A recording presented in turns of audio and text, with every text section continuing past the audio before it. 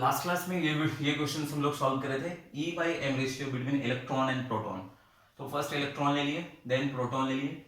E by m पहले electron का निकाल दिए। E by m is also known as q by m, या इसको ऑल्सो बोलते हैं, this is also called as specific charge. Examination में होगा calculate the e by m ratio, या it can be also given that calculate the specific charge ratio between electron and proton. Okay, तो इसको नोट याद रखेंगे, वो क्या क्या हो सकता है। तो इलेक्ट्रॉन के लिए 1 बाई एम ई और यहाँ पे 1 बाई एम पी। अब दोनों को निकाल के रेशियो को डिवाइड करके आंसर्स निकाल लेते हैं।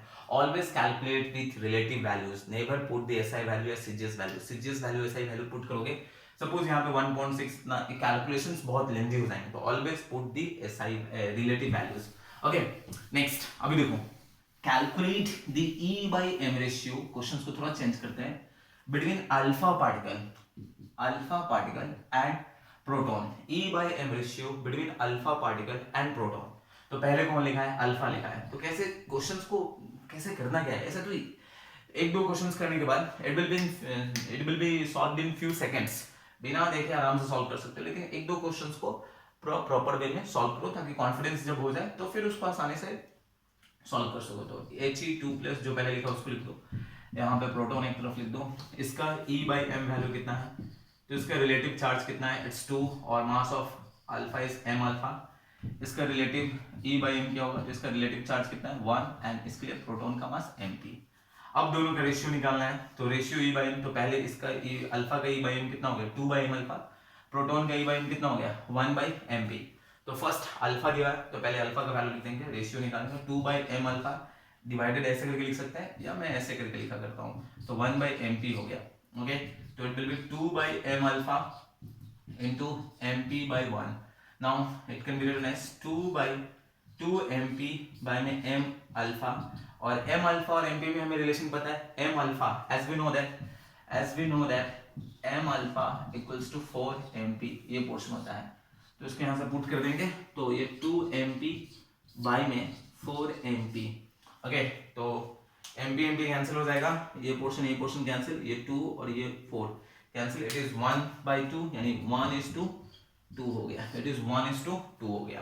तो फिर से देख लेते हैं, इसका चार्ज है 2, इसका मास है m अल्फा, इसका चार्ज होता है 1, इसका मास हम लोग रिप्रेजेंट कर देते हैं mp से। प्रोटॉन के 2 बाई एम अल्फा हो गया डिवाइडेड बाई 1 बाई mp, यहाँ पे 2 बाई एम अल्फा, ये ऊपर चला जाएगा, ऊपर डिवाइड में मल्टीप्लाई करेंगे, ऊपर चला mp, it is 2 mp by m alpha. Instead of m alpha we can put 4 mp, mp mp cancel हो जाएगा, 2 और ये 4 1:2 रेशियो में कैंसिल हो जाएगा। ओके, तो नेक्स्ट क्वेश्चन फिर देखते हैं। नेक्स्ट क्वेश्चन हमारा क्या है? We can take next question as proton, alpha particle and deuterium ion. Alpha particle and deuterium ion. Okay, तो calculate the e by m ratio between alpha particle and deuterium ion. तो alpha particle and deuterium ion, तो first one is given alpha particle He2+, and next one is given deuterium ion, तो D+, ये portion हो गया। तो इसके लिए e by m देखेंगे, E by M it's charge कितना है? इट्स +2 बाई में मास इसके लिए हम लोग क्या रिप्रेजेंट करते हैं? m alpha. इसका E बाई एम लेंगे, इसका E बाई एम, चार्ज इसके लिए क्या लेते हैं? इट्स +1, मास क्या लेते हैं? तो md। अब दोनों का रेशियो निकाल देंगे, तो it will be 2 by m alpha divided by 1 by md। Okay, it will be 2 by m alpha into md by 1, तो 2 md बाई में m alpha. Instead of m alpha we can put 2 md, as we know that वो table पूरा अच्छे से याद होना चाहिए। 2 m alpha equals to 2 into md होता है। तो जिसका मास का आ रहा है रिलेशन, देखो यहाँ पे md और m alpha है, ऊपर में md है, नीचे में m alpha है, तो हम क्या करें? m alpha को ऐसा करो, कुछ ऐसा वैल्यू लिखो कि it can be changed into md, उसको md में चेंज करो। ओके, तो इट्स 2 md बाय में 2 md, तो md md कैंसिल हो जाएगा, 2 2 also cancel, it is 1:1 ratio, 1:1 ratio. Okay, तो ये सब क्वेश्चंस हो गए ई बाई रेशियो पे। कुछ और क्वेश्चंस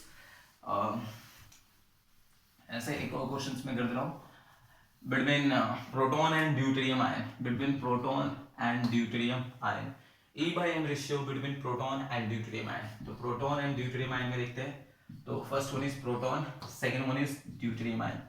तो E बाई एम रेशियो, तो E by m, charge is 1, इसका मास हो गया mass into mp, mass of proton, और इसका ई बाई एम रेशियो देखेंगे तो charge equals to 1 mass of deuterium, ठीक है, दोनों को रेशियो को निकाल देंगे तो it is 1 by m t divided by 1 by m D.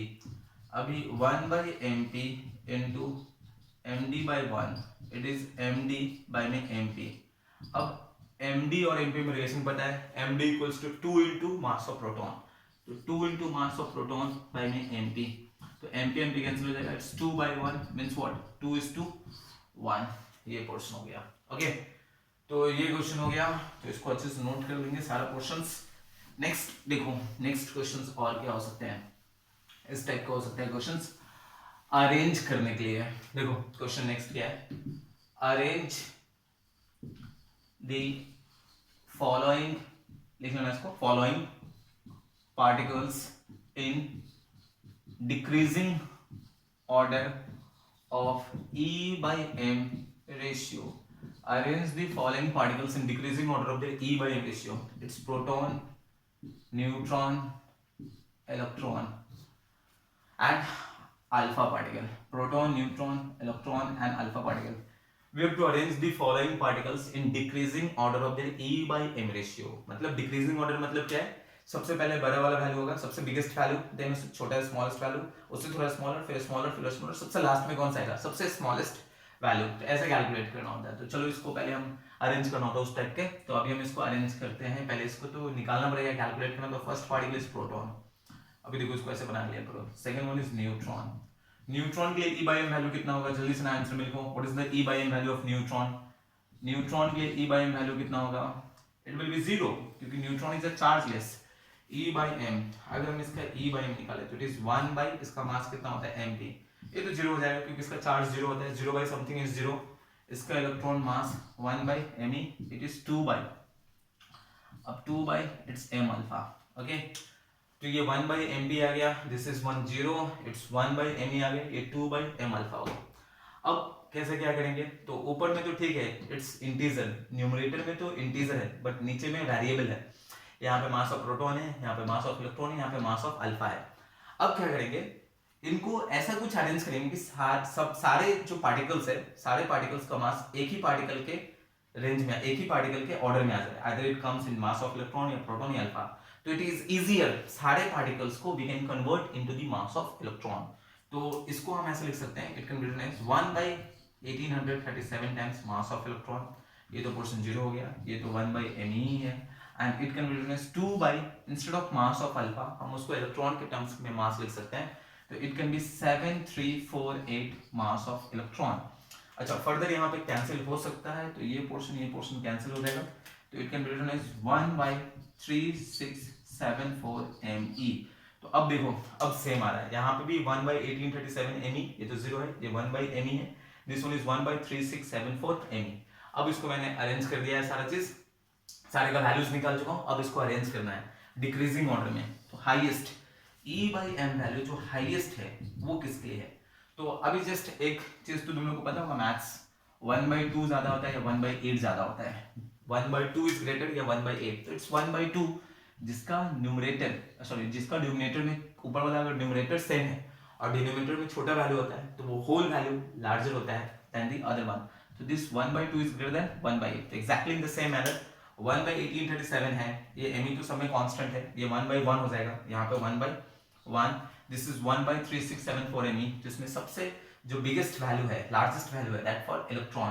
तो E by m वैल्यू सबसे हाईएस्ट इलेक्ट्रॉन के लिए इनमें, इलेक्ट्रॉन के बाद after it will come for proton, तो ये हो जाएगा प्रोटॉन। प्रोटॉन के बाद after it will come for alpha particle, it is for alpha He2+, last one is for neutron, this one is neutron. ये पोर्शन हो गया हमारा न्यूट्रॉन के लिए। तो ये हो गया E by m रेशियो, इसको हम पार्टिकल्स को अरेंज कर दिए।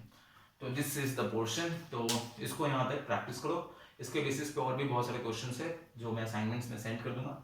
First you practice up to this portion, okay. तो see you all in the next video, thank you.